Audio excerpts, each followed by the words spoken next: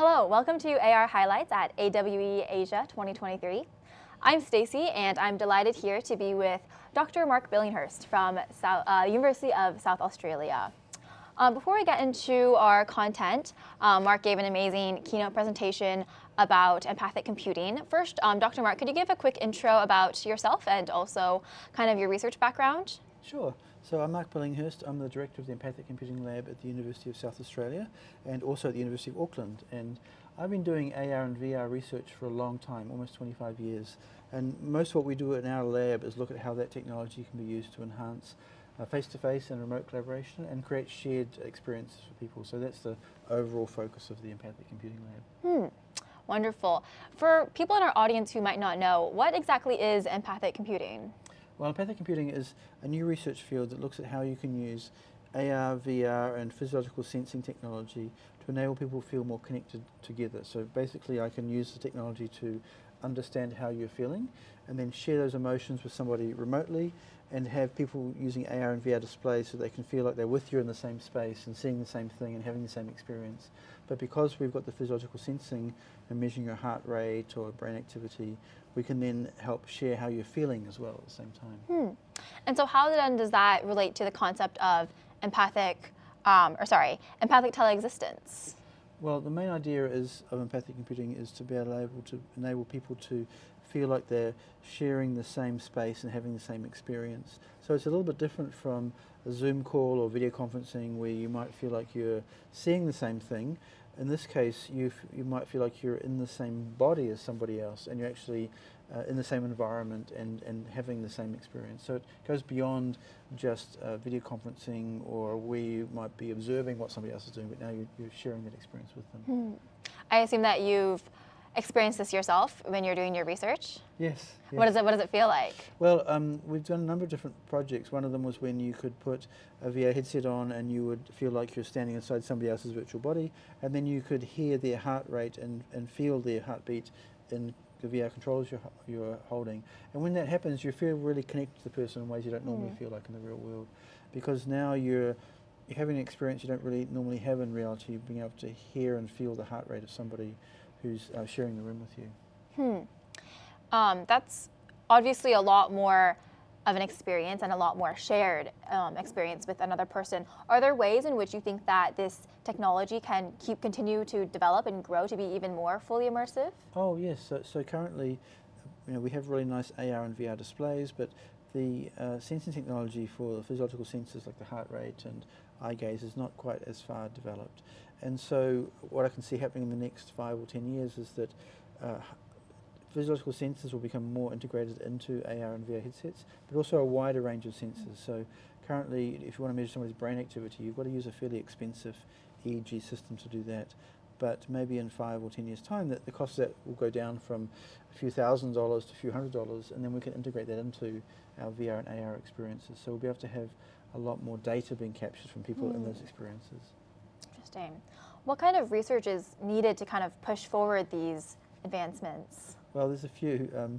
We need to do a lot of research in the areas of how to process information so we can understand how people are feeling. So if you want to understand somebody's emotional state, it involves a lot of different information, both physiological information, what their heart rate or their sweat level or GSR, but also involves understanding context and history.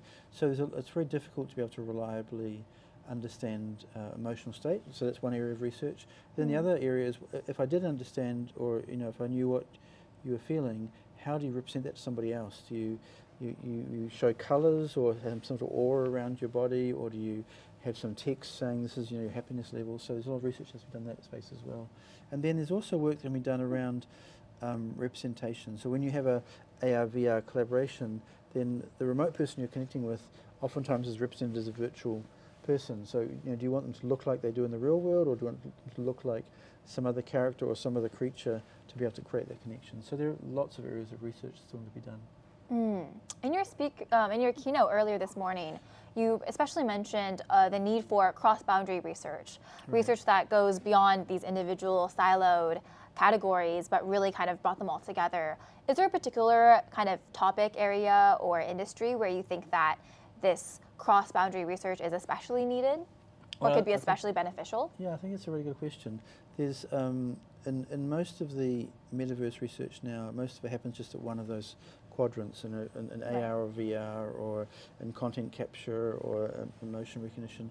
But I think there's a lot of need, especially in the training and education industries, for cross-boundary research. So, for example, if I want to learn how to operate a crane or a complicated digger, then what I want to be able to do is put a VR headset on and then have a capture of the real world, so I can feel like I'm really in the crane.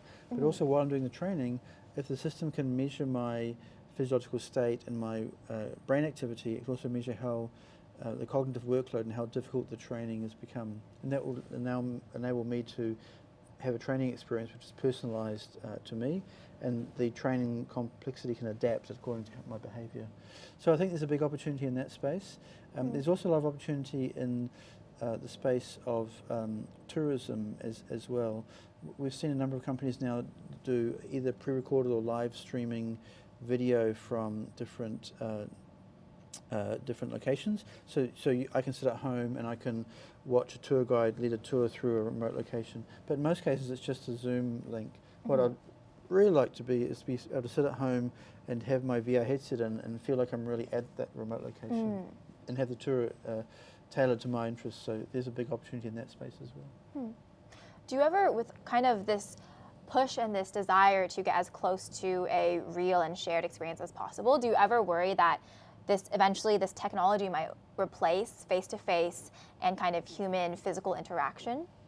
That could be a risk, yes. So the technology could indeed replace face-to-face, but I'm not too worried about that, because I think what will also happen is it can be used to enhance both remote and face-to-face interaction. So right now, my family live in different parts of the world, and so of course we can connect via phone or we can have a Zoom call, but it's not as satisfying as seeing them face-to-face. But with the technology we're developing, we could enable a remote person to appear in front of us and feel a lot more face-to-face. And of course, if I can travel maybe an hour or so to see my family, I would much rather do that than put a headset on and see them face-to-face. But if it's a 10-hour flight or something and it costs me a few $1,000s, then having that option will be a much better solution for me. For sure.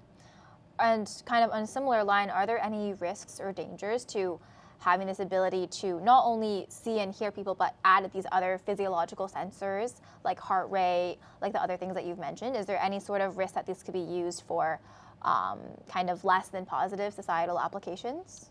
Yes, I think could be a lot of risks, especially if you start collecting data about people's physiological state. There's a lot of privacy and security issues around that. You could imagine, for example, if I've got a sensor on that I wear all the time, and the sensor is detecting that I have a arrhythmic heartbeat, so I might be at risk of having a heart attack.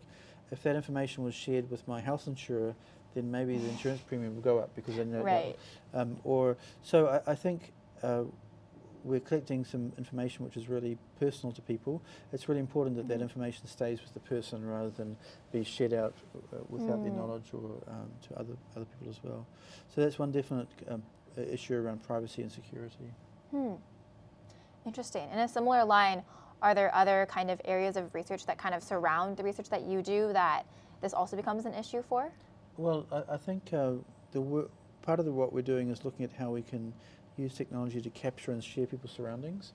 That's and similar technology is being used by companies like Meta and others to do tracking in the real world. So they can have sensors on their head, cameras that will find the real world location and track from it.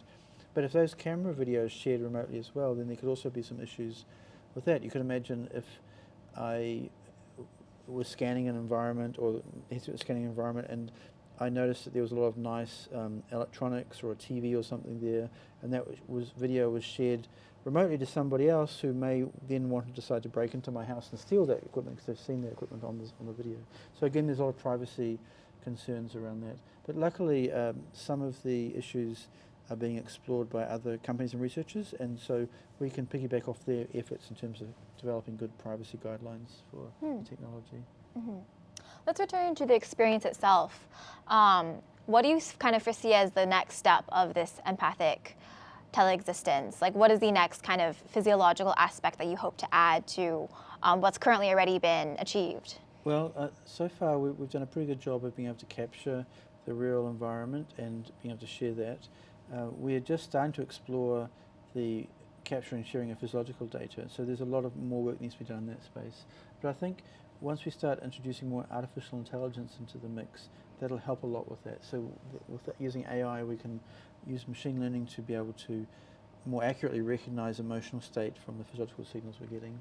We can also do some interesting things around the scene understanding as well. So if we've got images of a scene, we can use AI to process that and find out, well, where are the chairs in the scene, where are the particular items, and then when we share that information with somebody else, we can use that semantic knowledge of the scene to be able to enable them to more intelligently interact with their surroundings. So there's a lot of research coming out on AI and also the physiological sensing. And the final area is really scalability. So most of the projects we do right now just involve connecting one person to another person remotely, but I'd love to be able to working more in the space where you could have 20 or 30 people all connecting at the same time and doing group tours or group shared experiences, which we don't do a lot of research on right now. Interesting. Kind of in that line, what do you kind of foresee, what do you envision as the kind of end-all format as well as experience of empathic computing and empathic teleexistence? Do you foresee it as being a kind of everyone around the world universally sharing some sort of experience? Do you see it as mainly still like a one-to-one kind of experience? What kind of sensing aspects do you foresee in the perfect world at the end of your research, or beyond even? Yes, I'm hoping that in the next 5 or 10 years' time it'll become more common for people wearing lightweight AR displays on their head. And then once you have a lot of people doing that, then it becomes easy for them to create and stream content and create connection with people. So already you can see that companies like TikTok or Instagram have a huge number of daily users on their platform because it's so easy to share that content. And so you can imagine if we had a similar platform, but rather than just sharing video or images, we can share 3D models and live streamed 3D to create shared immersive experiences. That could also be very, very popular. But it'll take a while before we've got a large enough base of installed AR and VR displays. That makes sense. Right now, a lot of your work is research. Do you foresee that this technology will become commercially used or just generally used for the public anytime soon? And if so, what do you foresee that process looking like? Well, I think there are some aspects that could be commercialized quite soon. Some take a lot longer. For example, we're doing some research now on building a mobile app that will allow people who are feeling depressed to get some help from a virtual character that would appear on their phone. And so the technology pieces for doing that are pretty much all there.